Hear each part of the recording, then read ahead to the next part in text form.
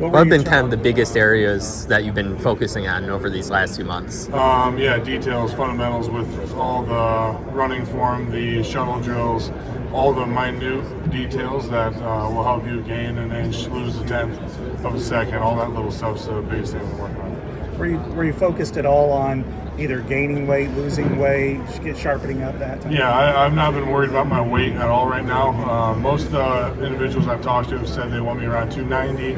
I'm mid-80s right now, so before the pro day, I'll put some weight back on, and 290 is a pretty reasonable number for me. So.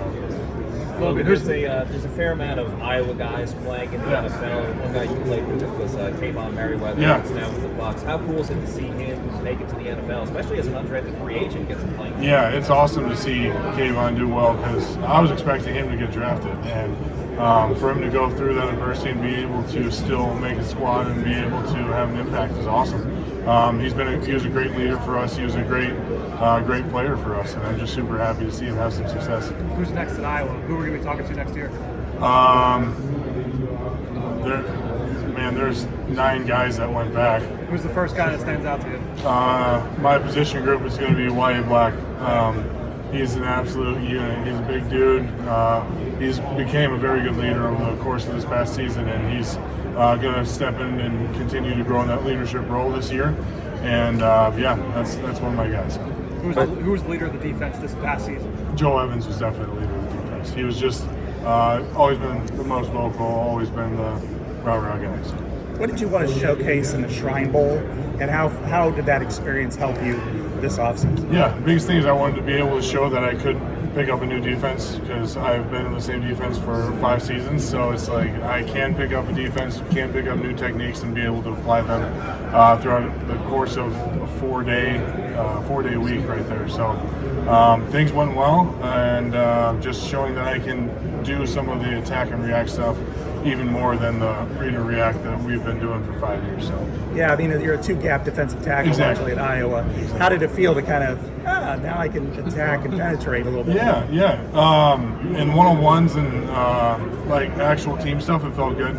There were some areas where I was a little out of my element a little bit, but I was able to adapt and figure it out. So it's exciting, and I just look forward to it. You were mentioning Wyatt Black earlier. How much do you think he can accomplish with another year at Iowa? Oh, I think he's definitely going to be producing quite a bit this year. And again, we're a 2-gap team, so it's not necessarily about statistics for us, but like just being able to continually take on double teams, continually hold your ground, and allow the guys behind us to do what they do. He's definitely going to have a good season. I'm looking forward to seeing what he's able to produce. I talked to the Shrine Bowl. You grew up a Steelers fan. Have you had any contact with him since you've been here? Yes, I actually met with the D-line coach last 2 nights ago. So that's the only interaction we've had. It went well. Got to know each other a little bit. So. What's it like going from growing up as a Steelers fan to then meeting with the Steelers? Yeah, it's pretty neat. It's funny because it all comes full circle, right? It's something.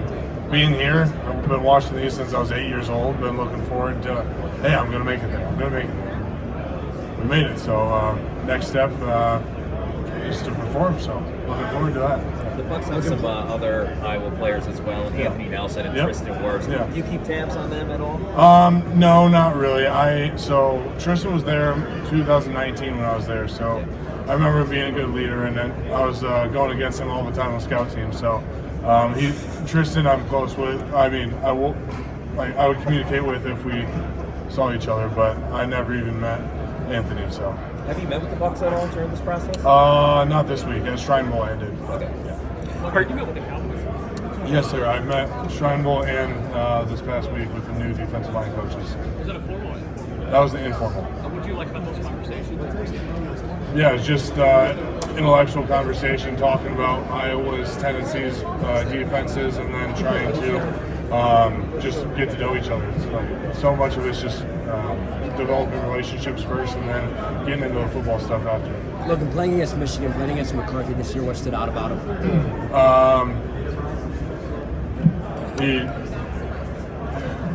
They were a good team. We are going into the game. Our game plan was to make him beat us with his arm, and he showed that he was more capable of a passer than we had gone into the game expecting. So, What did you see on film leading into that made you think that was maybe a quality approach? He's a very dynamic player, and he's able to extend plays, extend drives with his legs. And if we were able to shut that down, same with Corum. Like if we're able to stop the run, we thought we were going to have a better chance to have a shot in that game. Anything that's really stood out to you with all these meetings with NFL teams? Any questions that have surprised you or anything like that? No, not really. Everything's just get to know you and then talking football. It's like a ton of fun just chopping it up with the guys and being able to develop these relationships and talk about a game we all love. So, what's the first thing you would do when you walk into an NFL game? Introduce myself to some folks, try to get to know the culture, get to know my teammates, try to get to know the rest of the staff and the team. So, yeah.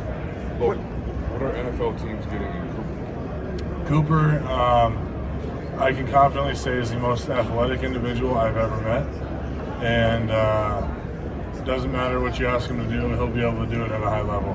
If you're not having him play offensive or defensive line, he can do it on the football field. So he's unbelievable.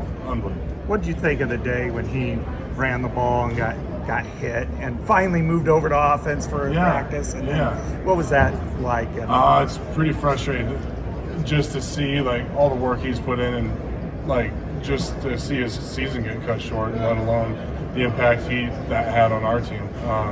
We were able to rally, we were able to still have success despite that injury, but it just breaks your heart whenever you see one of your guys get injured and not be able to finish that season. So.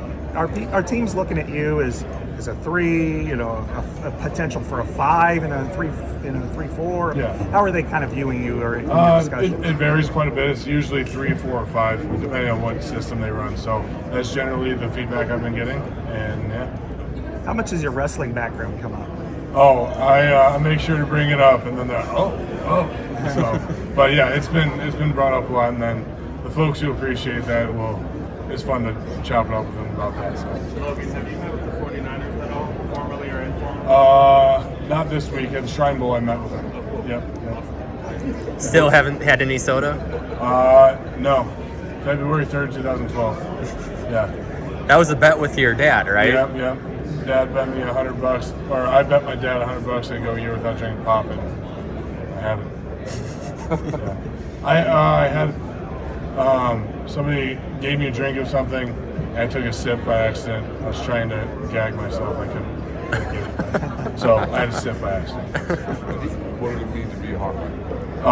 Man, it means everything. Just being able to be a part of a system and organization that has that longevity in the coaching staff, that has that consistency in the people that they recruit, and the people and the players that are willing to buy into a system like that. For a defensive line, it's not like some other schools where we're able to just do our own thing and try to make an impact. It's like you're doing your job, which helps the whole defense. So that honestly, just the consistency and the grittiness of that team is something special. You guys had, I think, 6 starters return. What was the debate like with you? I mean, because you probably could have made pretty good money if you came back NIL-wise, but then here's this opportunity. How long of the debate did you have, and ultimately, why did you pick this as a decision? I never really considered going back. Love the guys, love the system, love the experience. It's just like I'm married. Yes, we could have made money, but it's not really about the money. It's about trying to. This is my ultimate goal, and we had a lot of success at Iowa, and I'm forever grateful for everything they've done for me.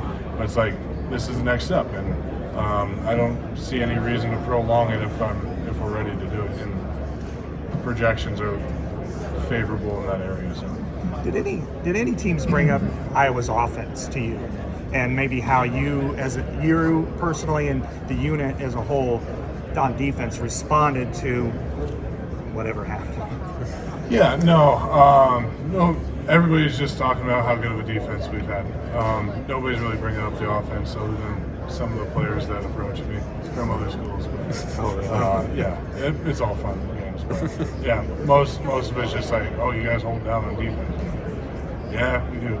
Have you been watching any film from guys at the next level trying to pick up some things going into this process, going into the NFL? Yeah.